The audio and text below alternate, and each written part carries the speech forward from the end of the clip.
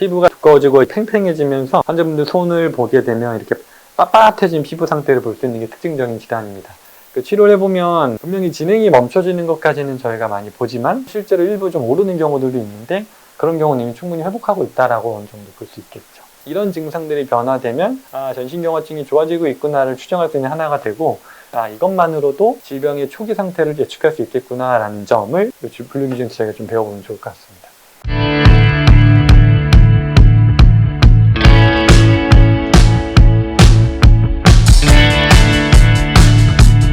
안녕하세요. 이배만의원 허준영 원장입니다. 오늘은 전신경화증에 대한 이야기를 한번 해보려고 하는데요. 지금 유튜브 댓글에 많이 달아주신 내용들 중에 한 분이 유독 계속 달아주셨던 것 같은데 전신경화증 관련된 이야기를 좀 해달라는 내용이 있어서 오늘은 한번 그 이야기를 해보려고 하는데요. 다른 질환들에 비해 유독 어느 정도 경과가 좋은 환자분들도 막 얼굴을 드러내기 좀 싫어하시는 게 있는 것 같고 또 이게 이제 질병 특성상 저희한테 주로 오시는 분들은 이미 진행이 많이 된 상태에서 오시다 보니까 좀 죄송한 이야기지만 겉으로 드러나는 모습들에서 이미 외형적인 변형이 많이 와 있어서 그 모습을 또 드러내기를 싫어하시는 것 같아요. 피부가 예를 들면 디지털 개양, 말초 개양이 와 있다거나 얼굴 피부색이 이미 많이 까매져 있다거나 피부의 경화도로 인한 변화가 이미 얼굴 표정부터 많이 와 있는 경우들이 많아서 그런 여러 가지 특성들 때문에 저는 사실 치료가 됐다는 걸 그냥 말로만이 아니라 좀 결과로 그리고 사례로 보여드릴 수 있는 질환들 위주로 많이 영상을 촬영하려고 하다 보니까 상대적으로 좀 촬영이 늦었던 것 같은데 오늘은 그래도 요청이 있으셔서 전신경화증에 대한 이야기를 한번 해볼 건데요. 일단 전신경화증은 영어로는 시스테믹 스클레로시스라 그래서 이제 영어로 보통 약자를 SSC 약자로 많이 부르는데요. 이제 흔히 일반인들 중에서는 또 경피증이라는 용어로 아시는 분들이 더 많기도 하고요. 뭐 전신경피증, 피부경피증 이런 이름으로도 알고 계신 것 같아요. 말 그대로 경피증이라는 게 이제 피부가 붓는 질환인데요. 피부가 이제 두꺼워지고 이제 팽팽해지면서 환자분들 손을 보게 되면 이렇게 빳빳해진 피부 상태를 볼 수 있는 게 특징적인 질환입니다. 피부로 드러날 뿐이지 피부로만 나타나는 질환은 아니고 주로 이제 많이 침범하는 게 폐로 많이 침범을 하는 편이고 심장으로 가기도 하고 신장으로 가기도 하고 소화기로도 가기도 해서 이렇게 내부 장기가 피부가 굳듯이 내부 장기도 섬유화되는 특성을 가지고 있는 전신 자가 면역 질환인데요. 일단은 발병률은 상당히 낮은 편이에요. 10만 명당 한 10명에서 25명 정도 아주 희귀 질환이고 그렇지만 희귀 질환인 거에 비해서 빈도는 낮은 거에 비해 전체 류마티스 질환들 중에서는 사실 환자당 사망률이 가장 높아서 중증으로 가는 비중이 가장 높은 질환 중에 하나입니다. 다른 자가면역 질환과 비슷하게 여성에게 발병률이 훨씬 높고 주로 30에서 50대 특히 여성분들에서 많이 발생하는 것을 볼 수 있는 질환입니다. 이 전신경화증의 발병 기전을 조금 살펴보면 크게 이제 세 가지 축으로 볼 수 있는데 첫 번째가 이제 가장 많이 이 질환을 초기에 알게 되는 게 레이노 현상, 즉 혈관 내피 손상과 관련된 부분인데 혈관 내피 손상이라는 걸 좀 쉽게 설명을 해보면 혈관 안쪽에서는 혈관을 수축시키고 이완시키는 물질들이 다 있어요. 필요에 따라서 혈관 수축, 이완을 시키는데 이 전신경화증에서는 이 혈관을 수축하게 되는 물질이 과도하게 분비되고 혈관을 이완시키는 부분이 파괴가 되면서 수축 상태가 오랫동안 유지되는 그러니까 혈관의 경화를 유발하는 형태로 질병이 많이 발생을 해서 전신경화증이 피부로 나타나기 전에 레이노 증상부터 먼저 나타나는 경우가 많이 흔합니다. 또 오해하시면 안 되는 건 레이노 현상이 모두 전신경화증으로 간다는 아니고요. 다른 자가면역 질환들에서도 레이노 증후군이 많이 발생을 하지만 전신경화증에서 조금 더 비중이 높다 이렇게 보시면 될 것 같아요. 레이노 현상을 얘기하면 이게 혈관 내피 손상이라는 게 레이노 현상의 원인인데 흔히 우리가 추운 곳에 노출되면 손이 좀 하얘진다. 그럼 저 레이노 현상인가요? 하는데 그렇지는 않고요. 레이노 현상의 이제 교과서적인 정의는 추위나 극도의 스트레스에 노출됐을 때 하얘졌다가 그게 다시 파란색으로 변했다가 빨간색으로 돌아오는 이 패턴인데 여기서 특히 파란색으로 변하는 패턴이 좀 의미가 있는데요. 하얘진다는 건 차가운 노출이 됐을 때 혈관이 허혈성 형태가 나타나면서 피가 안 통하다 보니까 하얘졌다가 혈관이 굳은 상태가 오랫동안 유지되다 보니까 말초에서는 정맥은 파랗고 동맥은 빨갛다고 하죠. 그러니까 산소가 많은 경우에는 빨간색을 띠는데 산소가 소모된 혈액은 파란색을 띠거든요. 그래서 말초로 혈액이 안 가다 보니까 처음에는 하얘졌다가 말초에서 산소를 다 소모하고 나면은 산소가 모자란 상태 혈액이 파란 형태로 유지되는 게 이제 손에서도 피부로도 파랗게 나타났다가 그게 다시 빨갛게 돌아오는 이 패턴은 이제 정석적인 레이노 증후군의 형태라고 보는데요. 일반적으로 하얘졌다가 돌아오는 거는 정확하게는 교과서적으로 레이노 현상이라고 부르진 않지만 일단 그런 형태로 레이노 현상이 시작되는 경우는 있다 보니까 환자분들은 그거 이제 레이노 현상이라고 많이 부르시는 것 같아요. 하지만 정확하게는 이게 하얘졌다가 파랗게 됐다가 보라색으로 빨간색으로 돌아오는 이 패턴이 이 혈관 내피 손상이라는 병리 기전과 연결했을 때는 중요한 현상이라고 보시면 될 것 같아요. 실제로 레이너 현상은 전신경화증 환자의 95% 이상, 그러니까 아주 대다수에서 나타나고 또 가장 먼저 시작되는 증상이다 보니까 중요하게 보셔야 되는 거죠. 그러니까 이야기 드린 것처럼 모든 레이너 현상이 다 전신경화증의 전조 증상은 아니고 쇼그렌 증후군에서도 많이 나타나는 편이고 류마티스 관절염에서도 많이 동반되는 편이라 여러 자가 면역 질환의 시작 신호 정도로 생각하시면 좋을 것 같습니다. 두 번째 중요한 축은 이제 혈관 내피 손상으로부터 촉발되면서 또 하나 축이 면역계 이상인데요. 이제 전형적인 자가 면역 질환이다 보니까 면역계가 과도하게 잘못 활성화되면서 생기는 질환인데요. 여러 어려운 물질들이 있는데 주로 PDC가 덴드리틱 셀이라고 하는 수지장 세포에서 분비된 어떤 염증성 물질의 과잉 분비, 그리고 B세포의 과도한 자가 항체 생성의 메인이 되면서 이게 이제 여러 섬유 아세포들을 자극하고 뒤에서 이야기할 TGF-베타라고 하는 섬유화를 촉발시키는데, 정확하게 TGF-베타는 섬유화를 위한 물질은 아니고 조직 재생을 위한 물질인데 이게 이제 과도하게 분비되면서 조직 재생이 과도하게 진행되면서 섬유화로 연결되는 그런 촉진이 일어나는 현상이 두 번째 축입니다. 근데 여기서 중요한 건 면역계 이상에서 특히나 항체를 그냥 과도하게 만든다에 더해서 나를 공격하는 항체를 과도하게 만드니까 자가 항체를 만든다는 게 면역 관용이 붕괴되면서 생기는 현상이라는 게 이제 핵심 축이거든요. 특히 이제 면역 반응을 많이 조절해줘야 되는 조절 T세포, FOXP3 양성 플러스 조절 T세포 숫자가 실제로 여러 연구들에서 이 숫자가 많이 떨어져 있고 TH17과 T레그 셀의 비율이 많이 무너진 패턴, 이전에 자가면역 질환 관련 영상에서 많이 다뤘었던 거니까 한번 참고하시면 좋을 것 같습니다. 세 번째 축은 이러한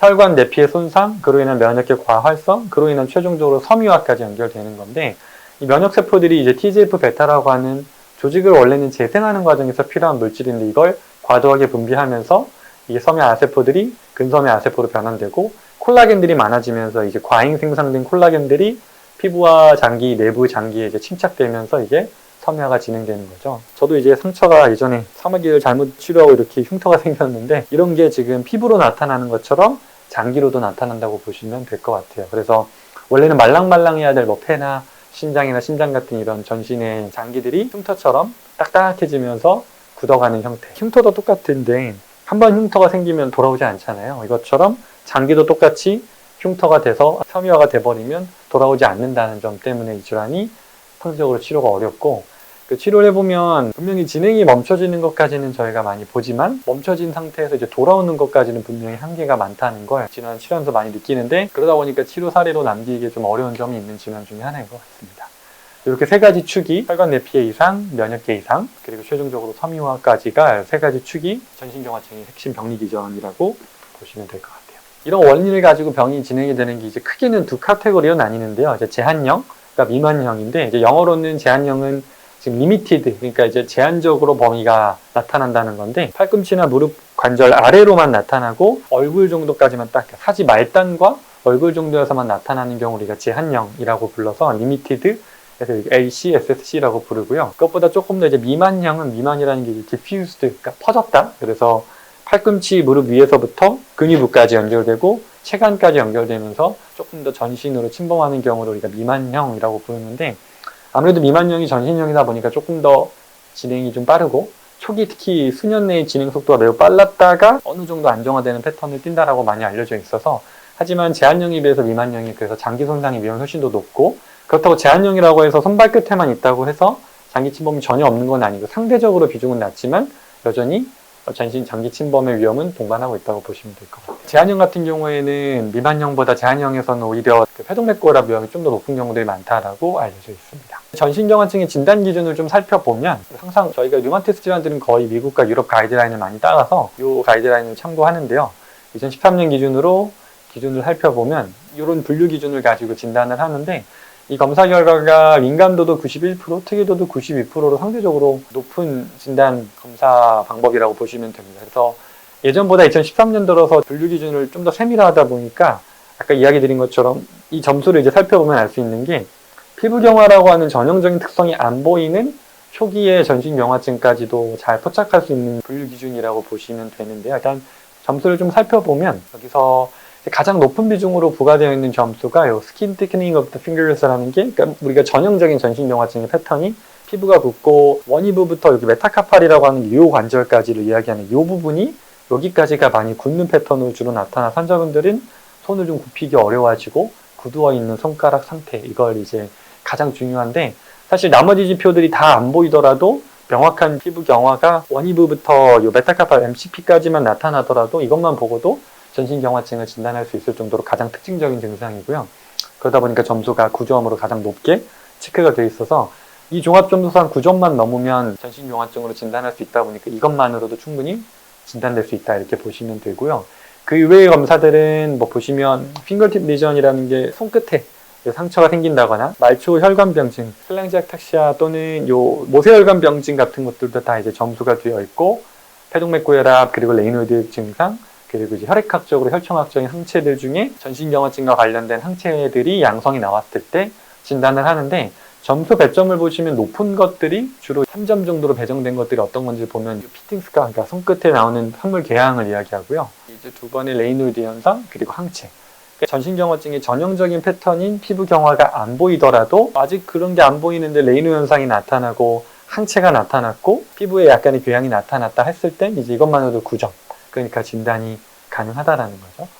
그래서 이 검사가 중요한 이유는 이거를 왜 보여드리냐면 이런 증상들이 전신경화증의 중요 진단 기준이다 보니 이런 증상들이 변화되면 전신경화증이 좋아지고 있구나를 추정할 수 있는 하나가 되고 또 주목할 점은 이 중에서도 특히 레이노 현상이랑 모세혈관 이상 그리고 자가항체 같은 것들의 비중이 높다는 점은 이것만으로도 질병의 초기 상태를 예측할 수 있겠구나라는 점을 분류기준에서 저희가 좀 배워보면 좋을 것 같습니다.